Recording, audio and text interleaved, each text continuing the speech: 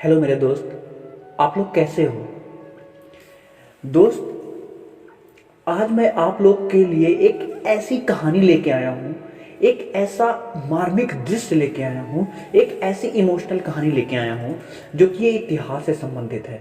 और ये इतिहास से संबंधित ही नहीं, हमारे आने वाली पीढ़ियों को, आने वाले जो भी भविष्य हैं, आने वाले जो भी फ्यूचर हैं, उनको ये याद दिलाता रहेगा कहानी। ये कहानी 1857 का विद्रोह की कहानी है, जो मैं जानता हूं कि आप लोग काफ़ी ये कहानी सुने भी होंगे और कुछ लोग नहीं भी सुने होंगे। सुने कौन नहीं होंगे? उनके बच्चे, आपके बच्चे। मेरे फ्रेंड्स, आप लोग, मैं यही बताना चाहता हूँ, ये कहानी जब आप लोग सुनोगे ना, तो ये कहानी की तरह मत सुनना। ये आत्मा, अंदर से फीलिंग के साथ, अपनी भावनाओं के साथ सुनना कहानी, तभी आपको ये आनंद आएगा इस कहानी सुनने का। और ये कहानी ऐसी ही नहीं बनी है, ये 1857 का विद्रोह ऐसे ही नहीं हुआ है। इसके पीछे बहुत से कारण हैं, इसके पीछे बहुत सी घटनाएं हैं। क्या हुआ, क्या नहीं हुआ, क्यों हुआ, कैसे हुआ, ये सब कहानी में बताया जाएगा। हो सकता है इसका कई पार्ट आए, भाग 1, भाग 2, भाग 3, पार्ट 1, पार्ट 2, पार्ट 3 ऐसी करके आए। लेकिन ये कहानी आप अपने बच्चों को सुनाइएगा। जो आज के जो बच्चे हैं ना, वो कल के भविष्य हैं। आज के बच्चे कल के भविष्य हैं। और जब तक आप अपने बच्चों को सुनाएंगे नहीं, कैसे जानेंगे इतिहास हमारा 1857 की हमें आज़ादी कैसे मिली, कैसे नहीं मिली आज़ादी, क्या हुआ, ये विफल तो हुआ पर क्यों हुआ, क्या कारण थे इसका विफल होने का, ये आप जरूर सुनिएगा। और ये कहानी अगर आप लोग को पसंद आई ना, तो प्लीज अपने सगे संबंधी, अपने रिश्तेदार, बहन, बेटियों, माँ बाप, सबको भेजिएगा कहानी, कब सबको सुनाइएगा। और ये सबसे बड़ी बात है, ये परीक्षा के दृष्टि से बहुत इंपॉर्टेंट है। इसमें सारे सन, कौन सी लड़ाई कहाँ हुई, क्या हुई, सारी 1857 की क्रांति बताई जाएगी। और मैं उम्मीद करता हूँ कि जितने पूरा इतिहास है, प्राचीन इतिहास और मध्यकालीन इतिहास, आधुनिक भारत इतिहास से जो भी इतिहास है, तीनों इतिहास, मैं इसे कहानी के रूप में आपको सुनाऊंगा। तो देर न करके सबसे पहले चलिए हम आज 1857 का विद्रोह की कहानी सुनाते हैं। आप लोग अच्छे से कान खोल कर सुनिएगा। और मैं उम्मीद करता हूं कि आपको दोबारा ये कभी पढ़ने की जरूरत ही नहीं पड़ेगी, कोई बुक 1857 के विद्रोह का बारे में। तो आइए कहानी शुरू करते हैं। 1857 का विद्रोह। बहादुर शाह जफर के दरबारी कवि जरील देहलवी ने दस्ताने ए गदर में 1857 की घटना का उल्लेख किया है। याद रखिएगा, पहला पॉइंट है, कहानी है, सुनिएगा कहानी तरह। बहादुर शाह जफर के दरबारी कवि जहीर देहलवी ने दस्ताने ए गदर में 1857 का विद्रोह का उल्लेख किया है। 1857 का विद्रोह सिपाहियों का असंतोष का परिणाम मात्र नहीं था, वास्तव में यह औपनिवेशिक शासन के चरित्र, उसकी नीतियों, उसके कारण कंपनी के शासन के प्रति जनता के संचित असंतोष का और विदेशी शासन के प्रति उनकी घृणा का परिणाम था। एक शताब्दी से अधिक समय तक अंग्रेज इस देश पर धीरे धीरे अपना अधिकार बढ़ाते जा रहे थे। और इस काल में भारतीय समाज के विभिन्न वर्गों में, विभिन्न समुदायों में विदेशी शासन के प्रति जन असंतोष तथा घृणा में वृद्धि होती रही। यह वही असंतोष था जिसका अंतिम रूप एक जन विद्रोह के रूप में उभरा। 1857 का विद्रोह ब्रिटिश नीतियों और साम्राज्यवादी शोषण के प्रति जन असंतोष का उभार था, परंतु यह एक आकस्मिक घटना नहीं थी। लगभग एक शताब्दी तक पूरे भारत में ब्रिटिश आधिपत्य के विरुद्ध तीव्र जन प्रतिरोध होते रहे थे। 1857 के समय भारत की क्या हाल था? 1857 के विद्रोह के समय इंग्लैंड के प्रधानमंत्री विस्कॉट पार्वस्टन थे। 1857 के विद्रोह में प्रथम विद्रोह, 1857 के बाद प्रथम विद्रोह, 1857 के विद्रोह के बाद बंगाल के नादिया जिले के गोविंदपुर गांव में नील उपद्रव 1859 में हुआ, जबकि 1857 में क्रांति हुई थी। इसका उल्लेख नील विद्रोह का दीनबंधु ने अपनी पुस्तक नील दर्पण में किया। इसका स्वरूप, इस आंदोलन की शुरुआत दिगंबर एवं विश्व विश्वास ने किया था। इसका कारण था कि भारतीय कृषकों द्वारा ब्रिटिश सरकार के नील उत्पादन की अनिवार्यता का विरुद्ध बंगाल में विद्रोह किया गया था। और और जो ये इतिहास है ना 1857 की जो क्रांति है, इसके प्रमुख नेता और प्रमुख विद्रोही नेता और इसके दमनकर्ता कौन थे और ये किस तारीख को हुआ था, कौन सा केंद्र था जहां ये 1857 का विद्रोह शुरू हुआ।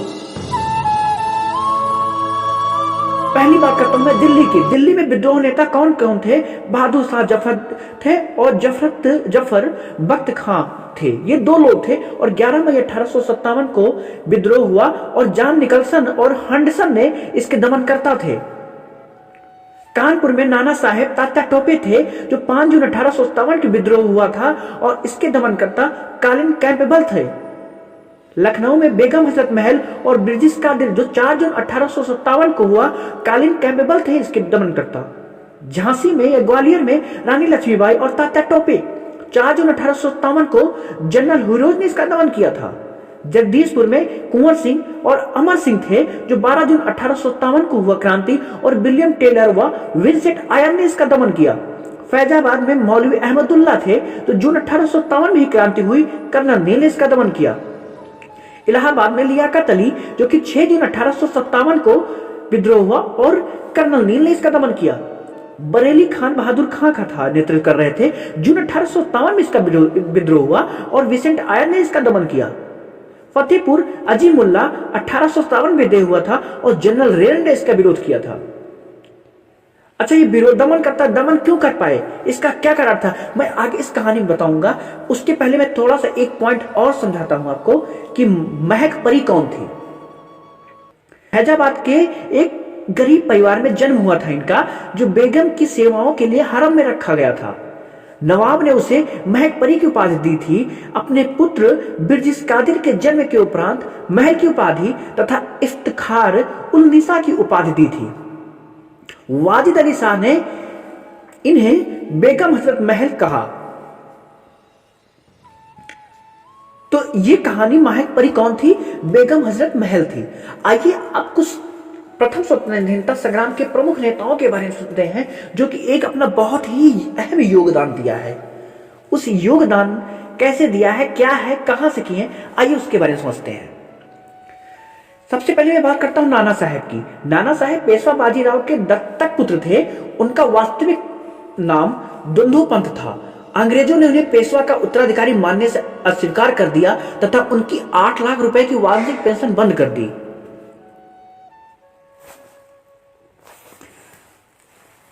फलतः नाना साहब ने अंग्रेजों के विरुद्ध क्रांतिकारियों का नेतृत्व किया। संघर्ष के बाद उन्होंने कानपुर पर अधिकार कर लिया तथा अंग्रेजों द्वारा मारे गए। एक महान स्वतंत्रता सेनानी के रूप में नाना साहब का भी नाम आता है। तात्या टोपे की बात करते हैं तो तात्या टोपे स्वतंत्रता संग्राम के महान सेनानी थे। उनका वास्तविक नाम रामचंद्र पांडुरंग था। इन्हें इटली का गेरी बार्डी भी कहा जाता है। इन्होंने अंग्रेजों के विरुद्ध 1857 ईस्वी के स्वतंत्रता आंदोलन को दीर्घकाल तक जारी रखा। अपनी सेना को लेकर इन्होंने संकट काल में जंगलों में छिपे रहना पड़ता था। ये अंतिम समय तक अंग्रेजों से लड़ते रहे। अंग्रेजों ने अप्रैल 1859 ईस्वी में इस महान देशभक्त को तोप से उड़वा दिया। महारानी लक्ष्मीबाई की बात करते हैं तो इनका बचपन का नाम मणिकर्णिका था। इनका जन्म वाराणसी में गंगा नदी के मणिकर्णिका घाट पर होने के कारण रखा गया था। झांसी के राजा गंगाधर राव के साथ शादी उपरांत तो इनका नाम महारानी लक्ष्मीबाई हुआ। झांसी की महारानी थी। राजा गंगाधर राव 1853 में मृत्यु को प्राप्त हो गए। अपने पति की मृत्यु के बाद इन्होंने दामोदर राव नामक एक अल्पवयस्क बालक को गोद ले लिया और पुत्र की संरक्षिका बनकर शासन कार्य प्रारंभ कर दिया। लॉर्ड डलहौजी ने गोद निषेध नियम को लाभ उठाकर झांसी के राज्य को ब्रिटिश साम्राज्य में मिला लिया। इस नीति से असंतुष्ट होकर रानी ने बड़ी वीरता के साथ अंग्रेजों से युद्ध किया तथा 1858 ईस्वी में ग्वालियर के किले में स्वतंत्रता की लड़ाई लड़ते हुए वीरगति को प्राप्त हुई। बाबू कुंवर सिंह की बात करते हैं तो कुंवर सिंह बिहार प्रांत में आंदोलन की रणभेरी बजाने वाले महान स्वतंत्रता सेनानी थे। कुंवर सिंह यहाँ पर जगदीशपुर के जमींदार थे। राजा के नाम से विख्यात कुंवर सिंह ने अंग्रेजों से युद्ध किया। इन्होंने आजमगढ़ और वाराणसी में सफलताएं प्राप्त की। अपने युद्ध कौशल और छापामार युद्ध नीति द्वारा इन्होंने अंग्रेजों का सामना किया था। ब्रिटिश सेना नायक मारकर इन्हें पराजित करने का पूरा प्रयास किया, परंतु कुंवर सिंह गंगा नदी पार कर अपने प्रमुख क्षेत्र जगदीशपुर पहुंच गए। वहां इन्होंने अपने को स्वतंत्र राजा घोषित कर दिया था। अप्रैल 1858 में इनकी मृत्यु हो गई। बेगम हजरत महल, अवध राज्य भी बहुत विशाल और शक्तिशाली राज्य था। यहाँ पर बेगम हजरत महल ने क्रांतिकारियों का नेतृत्व किया। बेगम हजरत महल साहसी, धैर्यवान और प्रबुद्ध महिला थी। इन्होंने अपने राज्य के सम्मान को बचाने के लिए अंग्रेजों से संघर्ष की थी। कुछ समय के लिए ये लखनऊ क्षेत्र को स्वतंत्र कराने में भी सफल हुई। बाद में जनरल कैंपबेल की सेनाओं ने लखनऊ पर अधिकार कर लिया था। बेगम हजरत महल का नाम प्रथम स्वतंत्रता आंदोलन की एक साहसी विभूत में प्रतिष्ठित हुई और अंत में 1879 में नेपाल में इनका निधन हो गया। बहादुर शाह जफर की ये भारत के अंतिम मुगल सम्राट थे। 1857 ईस्वी में इनका दरबार क्रांति का प्रमुख केंद्र था। 11 मई 1857 ईस्वी को मेरठ के क्रांतिकारियों ने बहादुर शाह को क्रांति का नेतृत्व सौंपा तथा दिल्ली के अंग्रेजों को प्रभाव से मुक्त करा लिया, किंतु शीघ्र ही बहादुर शाह को बंदी बना लिया गया और इन्हें रंगून यानी बर्मा भेज दिया गया। बर्मा का नया नाम म्यांमार। वहीं पर 1862 ईस्वी में बहादुर शाह जफर की मृत्यु हो गई। भारत की स्वतंत्रता आंदोलन में इनका योगदान सदैव स्मरणीय रहेगा। बेगम जीनत महल की बात करते हैं तो 1857 ईस्वी में की क्रांति राष्ट्रीयता की लड़ाई थी। इस तथ्य को बेगम जीनत महल जैसी साहसी महिला ने आंदोलन में सक्रिय भागीदारी से सिद्ध कर दिया। बेगम जीनत महल प्रतिभाशाली और आकर्षक व्यक्तित्व की वाली भी महिला थी। इन्होंने भी सम्राट के साथ आंदोलन की लड़ाई को बड़े धैर्य और साहस के साथ लड़ी थी। राष्ट्र की स्वतंत्रता से बेगम जीनत के विशेष स्नेह था। उन्होंने अपनी सुख सुविधाओं को छोड़कर इन्होंने स्वयं को राष्ट्र सेवा में समर्पित कर दिया। रानी अवंतीबाई, मध्य प्रदेश की रियासत रामगढ़ की रानी अवंतीबाई ने अंग्रेजों सेना से संघर्ष करने के लिए एक सशस्त्र सेना का निर्माण किया और क्रांति के दौरान युद्ध में अंग्रेजों से संघर्ष की। बाद में रानी वीरता पूर्वक लड़ते हुए वीर गति को प्राप्त हो गई थी। क्रांति का पूर्वाभ्यास क्या था? बेल्लोर क्रांति को 1857 ईस्वी की क्रांति को पूर्वाभ्यास कहा जा सकता है। बेल्लोर क्रांति का नेतृत्व बलवंत राय फड़के ने किया था। इस संघर्ष का मूल कारण अंग्रेजों द्वारा भारतीय सैनिकों की धार्मिक भावनाओं को आहत पहुंचाना था। 10 जुलाई 1806 में बेल्लोर के भारतीय सिपाहियों ने भीषण क्रांति कर दी और अंग्रेज संतारियों तथा अधिकारियों की हत्या कर दी। बेल्लोर दुर्ग पर मैसूर राज्य का झंडा फहरा दिया गया। ब्रिटिश राज्य को समाप्त करने की योजना बना ली गई, लेकिन भारतीय सिपाही अनुशासनहीन भीड़ के समान थी, इसलिए अंग्रेजी सेना उनके विद्रोह को कुचलने में सफल हो गई। विफलता के बावजूद भी बेल्लोर क्रांति उस क्रांति की जंजीर को वह प्रथम कड़ी थी जो 1857 की क्रांति के रूप में प्रकट हुई। 1857 की क्रांति से पूर्व अंग्रेजी शासन के कुछ विरुद्ध क्रांतियां भी हुई थी। आइए उनको जानते हैं। ये कोली क्रांति जो कि 1820 में हुई थी, खामोशी क्रांति 1822 में हुई थी, बैरकपुर क्रांति 1824 में, पागलपंथी क्रांति 1825, कच्छ क्रांति 1825, खांसी क्रांति 1829, कोल्हापुर क्रांति 1844, खोद क्रांति 1846, संथाल क्रांति 1853, नील क्रांति 1856। 1857 के विद्रोह के समय भारत के गवर्नर जनरल लॉर्ड कैनिंग थे। भारत के प्रथम वायसराय लॉर्ड कैनिंग थे। 1857 के विद्रोह के समय कंपनी का मुख्य सेनापति जॉर्ज एनिसन थे। 1857 के विद्रोह के समय सेना का मुख्य कार्यालय शिमला था। 1857 के विद्रोह के समय तोपखाना का मुख्य कार्यालय मेरठ। 1857 से पूर्व मुद्रित भूमिगत अखबार मेरठ से द मुफसल लाइट निकलता था, जिसके संपादक जॉन लैंगे थे।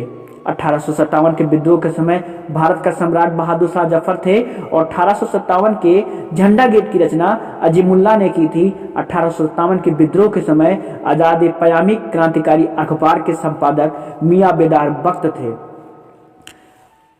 आइए समझते हैं 1857 के विद्रोह की विफलता का क्या कारण था। 1857 के विद्रोह की विफलता का कारण विद्रोहियों के पास कोई एक रूप विचारधारा नहीं थी। विद्रोहियों के नेतृत्वकर्ता विभिन्न वर्गों विभिन्न हितों की प्रतिनिधित्व करते थे। विद्रोह को अपनी पड़ी तक पहुंचाने के लिए उन्हें कोई सुनियोजित कार्यक्रम नहीं बनाया था। विद्रोह का प्रसार देशव्यापी न होकर सीमित था। दक्षिण भारत एवं पूर्व भारत के अधिकतर क्षेत्र विद्रोह से अछूते रहे। सिखों ने भी विद्रोहियों का साथ नहीं दिया। भारतीयों में एकता का अभाव था तथा विद्रोहियों को शिक्षित भारतीयों का सहयोग नहीं मिला। विद्रोहियों को कुशल एवं सुयोग्य नेतृत्व नहीं मिला, जबकि ईस्ट इंडिया कंपनी में कुछ सुयोग्य सेनापतियों की सेवाएं प्राप्त थी। 1857 के कुछ महत्वपूर्ण तथ्य थे। 1857 से पूर्व सेना में बंगाल और अवध के सैनिक सर्वाधिक होते थे। 1857 के बाद इनकी संख्या घटाकर पंजाबी और गोरखा सैनिकों की संख्या बढ़ाई गई। सर्वप्रथम भारतीय और अंग्रेज फौज आमने सामने हिंडन नदी के तट पर लड़ाई लड़ी थी। 1857 के सिपाही विद्रोह को भारत में प्रथम स्वतंत्रता संग्राम के नाम से तथा ब्रिटेन में इंडियन म्यूटिनी के नाम से संबोधित किया गया था। यह मध्य और वह उत्तर भारत में अंग्रेजों के प्रतिरोध का काल था। 1857 के संघर्ष में भाग लेने वालों सर्वाधिक सिपाही अवध से संबद्ध थे। 1857 के विद्रोह में सर्वप्रथम कर्नल फिनिश को गोली मारी गई थी। अवध के प्रथम चीफ कमिश्नर हेनरी लॉरेंस थे। 1857 के विद्रोह में दक्षिण भारत का मद्रास बिल्कुल अछूता रहा। उत्तर भारत में सहारनपुर, चित्तौड़ में आम जनता ने विद्रोह में हिस्सा नहीं लिया था। कुंवर सिंह एक ऐसे वीर थे जिन्होंने अंग्रेजों को कई बार पराजित किए थे। अब विद्रोह का कुछ काल अनुक्रम थे कि विद्रोह कब से कब तक चला। 2 फरवरी 1857 में बहरामपुर में विद्रोह 19वीं बंगाल नेटिव इन्फेंट्री के विरुद्ध हुआ। 29 मार्च 1857 बैरकपुर यानी मुर्शिदाबाद व पश्चिम बंगाल विद्रोह 34वीं बंगाल नेटिव इन्फेंट्री बटालियन के 5वीं कंपनी में मंगल पांडे द्वारा विद्रोह किया गया था। 10 मई 1857 मेरठ विद्रोह, बंगाल आर्मी की 11वीं व 20वीं नेटिव कैवलरी के जवान एकत्रित होकर विद्रोह शुरू किए। 12 मई 1857 में दिल्ली विद्रोह हुआ था। 4 जून 1857 में लखनऊ विद्रोह व झांसी विद्रोह हुआ था।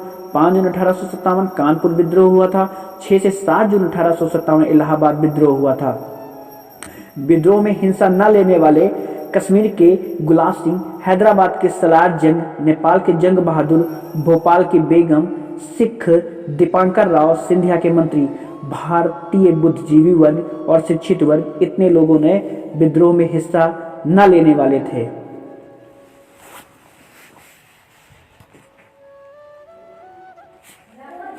आइए इन क्रांतियों के बारे में महत्वपूर्ण जो तिथियां हुई थी इनको विस्तार पूर्वक समझते हैं।